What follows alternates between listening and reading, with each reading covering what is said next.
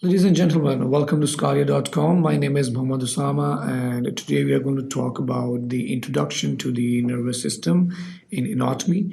And in this lecture, we are going to take a look at different topics, including the cells of the nervous system, the central nervous system, as well as the peripheral nervous system.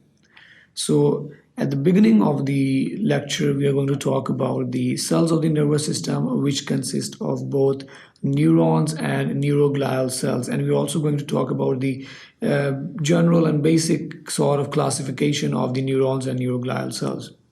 Moving on, we're going to talk about the central nervous system, in which we are going to talk about what is the central nervous system and what are the different classification of the central nervous system, how is it classified, and the major classifications in which there is the brain and spinal cord and the further subclassifications of these structures.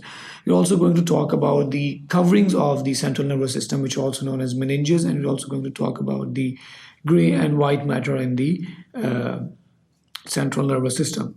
Moving on, we're going to talk about the two components of the central nervous system, which is the brain and the spinal cord. So first of all, we're going to talk about the brain, in which we're going to talk about the three major parts of the brain, which are the hindbrain, midbrain, and forebrain. And we're also going to talk about the subparts of those different sections of the brain in a brief detail. Moving on, we will talk about, or we'll discuss the central nervous system, and the structure that we're going to discuss is the spinal cord, in which we're going to talk about the structure of the spinal cord. We're also going to talk about the organization of the spinal cord, as well as the cross-sectional view and structure of the spinal cord. And we're also going to talk about the ascending and the descending tracts, which make up the spinal cord white column. At the end, we are going to talk about the peripheral nervous system, in which we're going to talk about both somatic and autonomic nervous system, as well as the functional organization of the peripheral nervous system.